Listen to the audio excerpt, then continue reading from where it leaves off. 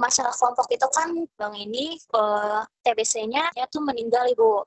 Jadi ada BK menganggap ini lebih penting, lebih lebih diprioritaskan daripada yang lain. Jadi hari ini itu di intervensi individu itu sendiri ada dari hipertensi yang hari ini.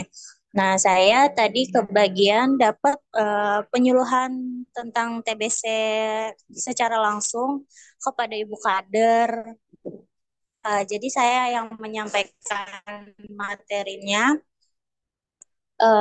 beserta sharing session gitu Ibu. Jadi um, kita ngasih kata kunci gitu untuk mereka kayak misalkan TBC itu batuk, B-nya batuk, A-nya uh, aduh saya lupa Ibu. Pokoknya ada singkatannya gitu Ibu. Nah, di kita juga menyebar pamflet untuk setiap posyandu. Jadi itu yang diundang itu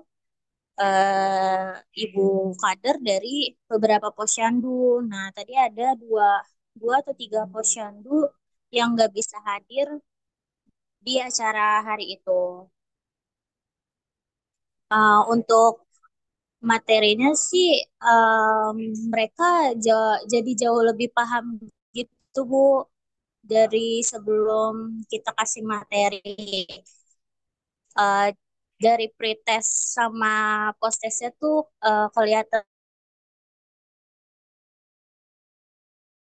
menurut tapi mereka bingung soal TBC itu sebenarnya tuh harus di seperti apa dan banyak yang warga terkena TBC itu mereka menolak untuk berobat Bu karena merasa kalau itu tuh penyakit yang aib, makanya ibu-ibu kadernya tuh sampai yang kebingungan gitu Bu. Terus ada yang udah didiagnosa TBC sama puskesmas, terus pas disamperin malah pintunya ditutup aja gitu. Jadi si ibu kadernya ini nggak dapet apa ya Nggak bisa istilahnya akses ya. Bu? Jadi Iya, mereka nggak isolasi diri nggak ya. bisa berkomunikasi, nggak bisa berkomunikasi dengan si yang terkena TBC ini sendiri gitu. Oke. Oke, ada lagi Kak? Kalau untuk hipertensi dan DM, rata-rata ibu kader udah paham sih Bu, soalnya kan mereka juga udah banyak yang aware soal itu. Hanya di Posbindu juga kan sekarang harus paham soal itu. Dan sekarang sistemnya itu kalau di Jombang Bu, posyandu itu dijadiin satu sama posbindu. Jadi kalau misalkan setiap RW nggak ada posbindunya, nanti dia digabung sama posyandu gitu Bu. Oke. Tadi berarti saya kok klarifikasi ya Kak Viola ya, ada yang meninggal ya pasien TB-nya. Ada berapa kasus Kak? Untuk yang meninggal itu 3 orang ibu Oh, dari W7, RW 7 2 orang sama RW RW 3 apa RW 5 gitu Bu kalau nggak salah. ada informasi nggak? Misalnya ada koinfeksinya, terus ada apa namanya informasi tentang usia, faktor determinan sosialnya apa aja gitu, penghasilannya, pekerjaannya, pendidikannya gitu, ada informasi nggak pasien yang meninggal itu? Atau pasien secara umum? Eh, Untuk secara lebih detailnya sih kita kurang tahu ya Ibu, cuman dari yang ibu-ibu kader ceritakan orangnya itu udah lumayan berusia, Hmm. ada juga yang masih bekerja, tapi kalau yang bekerja ini dia mau berobat dan mau minum obat, Bu.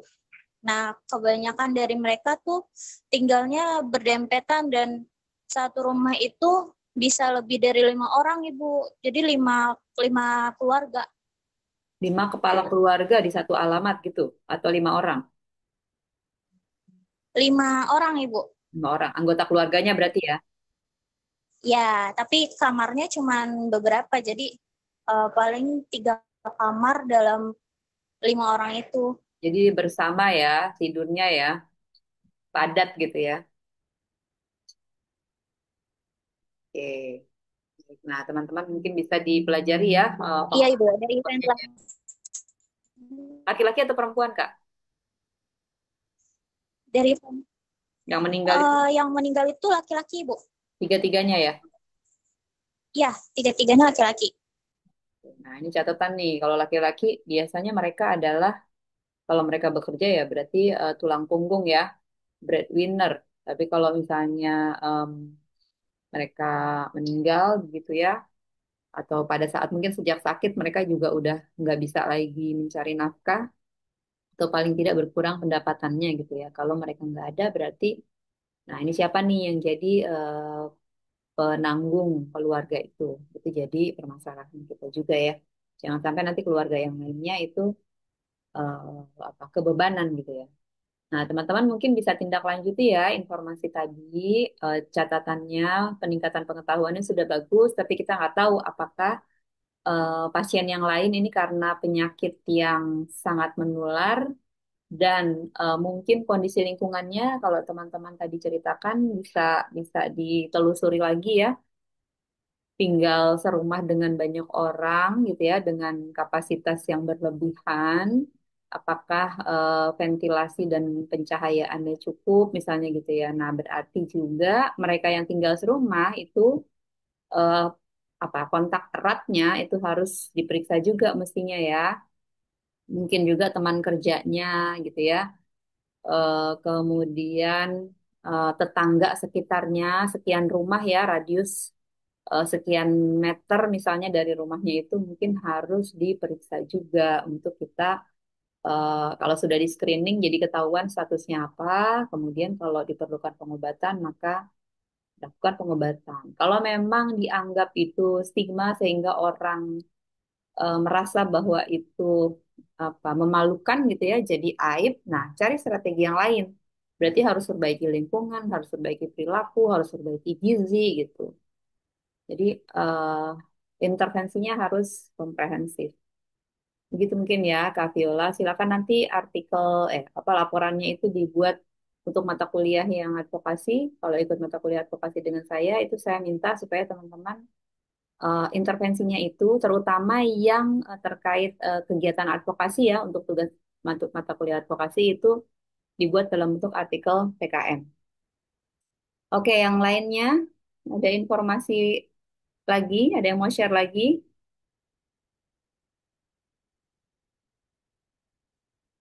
Sambil menunggu, saya share sedikit ya. Ini ada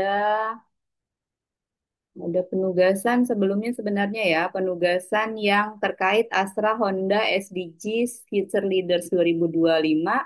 Ternyata teman-teman tidak ada yang memasukkan proposal ya, mungkin tidak sempat. Nah, sekedar informasi ya teman-teman, saya menjadi pembimbing untuk eh, proposal apa namanya AHSFL ini. Mereka yang minta saya ini dari prodi kebidanan, kemudian bergabung dengan teknik. Mungkin saya pernah cerita ya. Nah, ini yang mereka buat.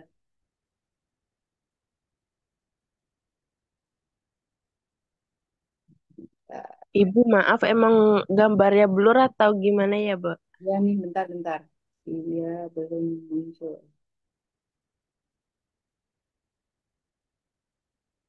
Oh, tadi cadangan sudah.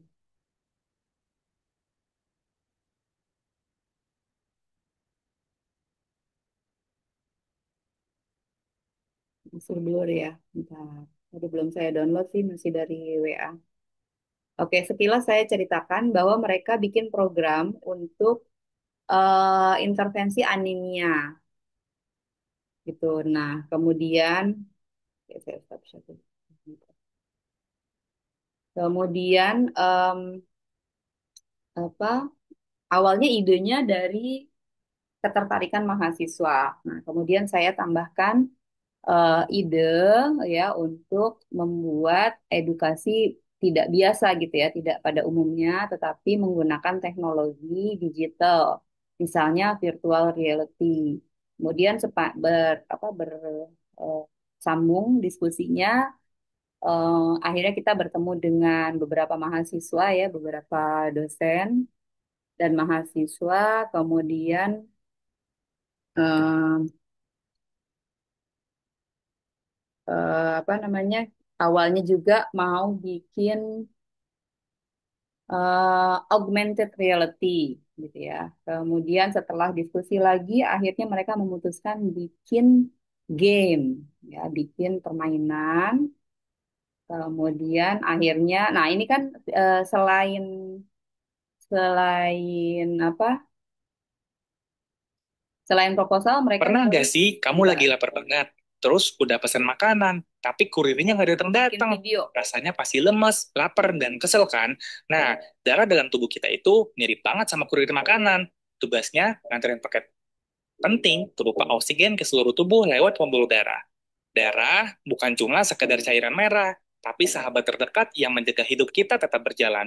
Setiap sel darah merah punya jutaan molekul hemoglobin, yaitu protein yang mengandung zat besi. Tugas hemoglobin ini adalah mengikat oksigen dan membawanya ke seluruh tubuh, ibarat kurir yang butuh tali untuk mengikat makanan supaya nggak jatuh di jalan. Hemoglobin ini butuh zat besi untuk bisa bekerja optimal. Lalu, kenapa tubuh bisa kekurangan zat besi? Penyebab utamanya seringkali dari pola makanan yang gak seimbang, kurang konsumsi makanan bergizi, terlalu sering minum teh atau kopi, menstruasi berat pada perempuan, atau gangguan pencernaan.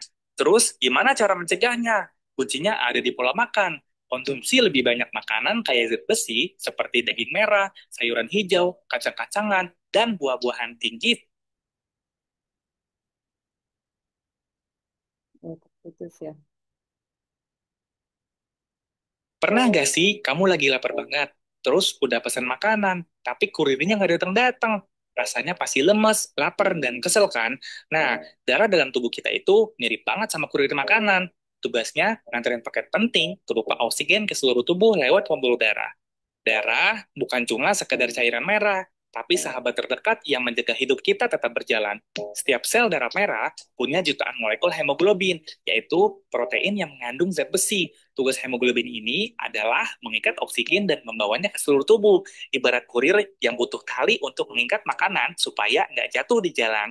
Hemoglobin ini butuh zat besi untuk bisa bekerja optimal. Lalu, kenapa tubuh bisa kekurangan zat besi? Penyebab utamanya seringkali dari pola makanan yang gak seimbang, kurang konsumsi makanan bergizi, terlalu sering minum teh atau kopi, menstruasi berat pada perempuan, atau gangguan pencernaan.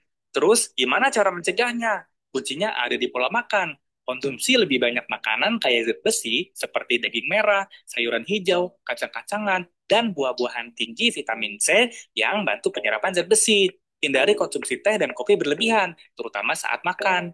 Tapi pertanyaannya, apakah remaja sadar soal ini? Faktanya, banyak remaja tidak menyadari bahwa mereka berisiko mengalami kekurangan zat besi, padahal efeknya bisa mengurangi kesehatan, konsentrasi belajar, hingga produktivitas harian mereka. Lalu, bagaimana cara membuat mereka peduli?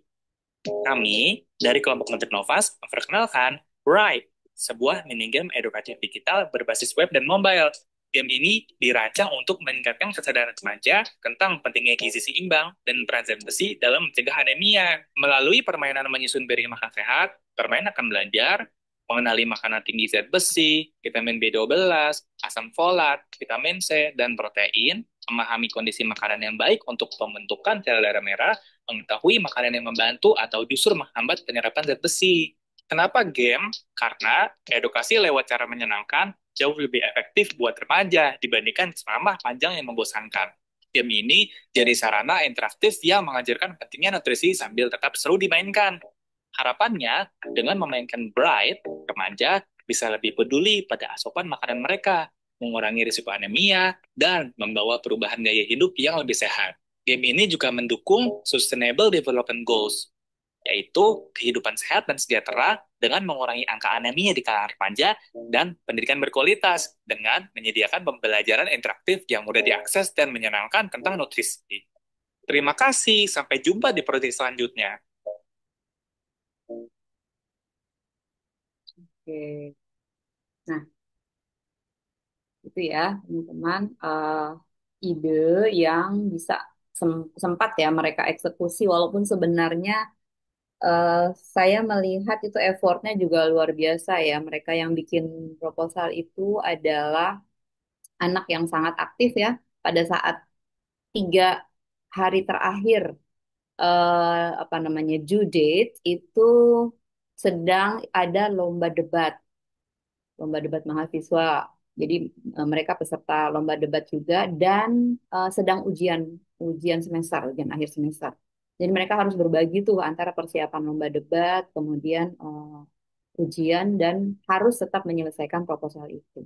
Saya sih bilang kepada mereka bahwa kalau nggak sanggup ya nggak apa-apa. Yang penting kita udah punya prototype, nanti kita bisa ajukan untuk apa waktu yang lain mungkin ya atau skema yang lain. Tapi ternyata mereka benar-benar all out dan menyelesaikan persis pada jam 23.59 selesai diupload.